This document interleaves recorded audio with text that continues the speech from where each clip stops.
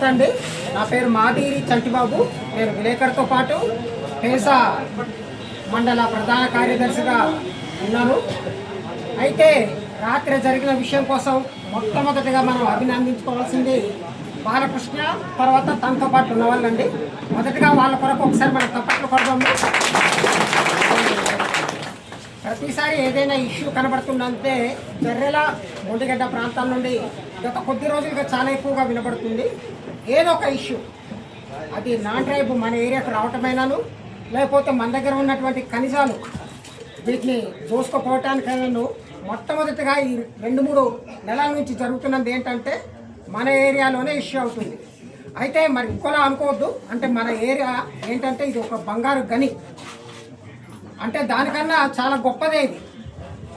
ఇప్పుడు మన దేశం సుభిక్షంగా ఉండాలన్నా ఫ్యూచర్లో, ఇప్పుడైతే ఓకే, తర్వాత రేపు పొద్దున్న ఈ ప్రభుత్వాన్ని నడిపించాలన్నా, ప్రజలను నడిపించాలన్నా మేలు కావాల్సింది, వాళ్ళకి కావాల్సింది ఇన్కమ్. ఏ ప్రభుత్వమైనా కానీ ఇక్కడ పార్టీలు వద్దు మనకు, ముఖ్యంగా వాళ్ళకి కావాల్సింది అమౌంట్. ఆ అమౌంట్ ఎక్కడ అంటే చూసేది ముఖ్యంగా మన మూలవాసులైనటువంటి మన గిరిజన ప్రాంతంలో, మన మొండిగడ్డ ప్రాంతంలో ఉన్నటువంటి, మొండిగడ్డ జర్రెల ప్రాంతంలో ఉన్నటువంటి ఈ కొండలు. ప్రతి ఒక్కరి దృష్టి ఇది ఇప్పటి నుండే కాదు, ఇంచుమించు ఒక 70-60 సంవత్సరాల ముందు నుండి కూడాను ఇది జరుగుతూనే ఉంది. అయితే ఇక్కడ ఉన్న పెద్దలైతేనేమి, తర్వాత బయట నుండి వచ్చినటువంటి పెద్ద పెద్ద నాయకులైతేనేమి, పోరాట యోధులైతేనేమి ఎంతోమంది కష్టపడి వాటిని ఆపగలుగుతున్నారు. ఈ ఆపడం అనేది ఇంకా ముందుకు వచ్చేటప్పటికి చాలా వరకు చల్లబడిపోతుంది. మన గిరిజనలో ఉన్నటువంటి వేడి తగ్గిపోతుంది. ఇప్పటికే చాలామంది ఇంతక పెద్దలు అన్నారు, చాలామంది కూడా అన్నారు ఏంటంటే యువత అనేది చాలా వరకు ముందుకు రావట్లేదు.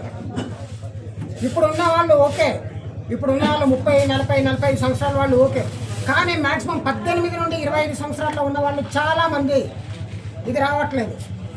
బయటకు వచ్చి నా హక్కుల్ని నేను కాపాడుకోవాలి, ఈ మైనింగ్ని కాపాడుకోవాలి, నాదే ఇది మాదే అన్న ఆలోచన చాలా మందిలో లేదు.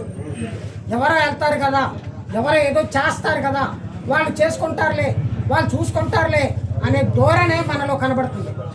అది చాలామంది అంగీకరించినా అంగీకరించకపోయినా ఇది 100% నిజం. కేవలం మన గిరిజనులలో ఏంటంటే మెతకబారిపోయారు చాలా వరకు. నాకెందుకు అవతలోడు చూసుకుంటాడు, అవతలోడు రక్షిస్తాడు, నా ఇల్లు గడిచిపోతుంది, నాకు చాలు అనుకునే ధోరణి చాలా మందిలో ఉంది. ఇది కేవలం దీన్ని మనమందరం ఖండించాలి. ఈ ధోరణి మనం తీసేయాలి. ప్రతి ఒక్కరు ఒకరి చెయ్యి ఒకరు పట్టుకొని మేమంతా కలిసి నడుస్తాం, మా గిరిజన హక్కుల్ని మేము కాపాడుకుంటాం, మా ఆస్తుల్ని మేము కాపాడుకుంటామని ప్రతి ఒక్కరు ముందుకు రావాలి. అలా రాగలిగితేనే మనం ముందుకు సాగలం.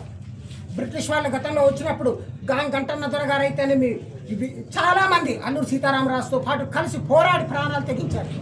వాళ్ళు రక్షించిన ఆస్తిని ఇప్పుడు నువ్వు రక్షించుకోలేవా? మీరు ఎందుకు బయటికి రావట్లేదు? మీరు ఎప్పుడు చూసినా వాలీబాల్ కోర్టులో, లేకపోతే టీవీల్లో, లేకపోతే మొబైల్లో. అవసరమా? ఇప్పుడు మీరే ఇలా ఉంటే రేపు పొద్దున మీ పిల్లలు ఎలా తయారవుతారు?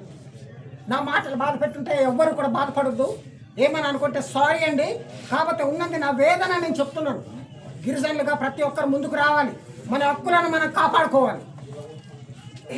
దేవుని దయ వల్ల మరి 1 సంవత్సరం క్రితమే మనకి ఈ పేసా అనేది వచ్చింది. ఈ సర్పంచ్ ఎలక్షన్లు అయిపోయిన తర్వాత, సర్పంచులు అయిపోయిన తర్వాత ఇప్పుడు చూసుకోవాల్సింది పేసా వాళ్ళు చూసుకుంటున్నారు. ఈ పేసా వాళ్ళకు కూడా సరైన ఏదో నిలబెట్టేశారు పేసా, అంతేగాని వాళ్ళ అధికారాలు ఏంటో, వాళ్ళ విధులేంటో, వాళ్ళు ఏ విధంగా పెట్టుకోవాలో అనేది కూడా కనీసం తెలియదు. ఇందాక అన్నయ్య గారు చెప్పారు, ఏదైనా నువ్వు పేసా దగ్గర మనం పెట్టుకోవాలంటే డైరెక్ట్గా డిఆర్ఓ దగ్గరికి వెళ్ళి అక్కడ లెటర్ పెట్టాలి. ఈ ప్రాసెస్ అంతా మనకు ఎందుకులే అనే నెగ్లిజెన్స్ మనలో ఉంది. నా కోసం నేను కష్టపడతాను, నేను గ్రామసభ పెడతాను, నా హక్కులను నేను కాపాడుకుంటాను, మా ఆస్తులను మేము కాపాడుకుంటామనే ఆలోచన చాలా మందిలో లేదు. అదే ఉండగలిగితే మన లెవెల్ వేరే లెవెల్లో ఉండేది. అంతేకాదు, ఇక్కడ ఉన్న బాక్స్ సెట్ కోసం ఎక్కడి నుండో వచ్చి తిన్నగా దారి తెలిసిందే అంటే అది వరకు తెలుస్తుంది. అది మన ఇంటి దొంగలు లేకుండా ఏం జరగదు. మన ఇంట్లో బంగారం ఉంది, లేకపోతే బీరువాలో ఫలాంది ఉంది అన్నప్పుడు మన ఇంటి వాడు చెప్తేనే దొంగడు వస్తాడు. అలాంటిది మన కొండ దగ్గరికి తిన్నగా వీళ్ళు వెళ్ళగలిగారంటే మన ఇంటి దొంగలు లేకుండా అది జరుగుతుందా? కాబట్టి ముఖ్యంగా మనకు మనం తెలుసుకోవాలి.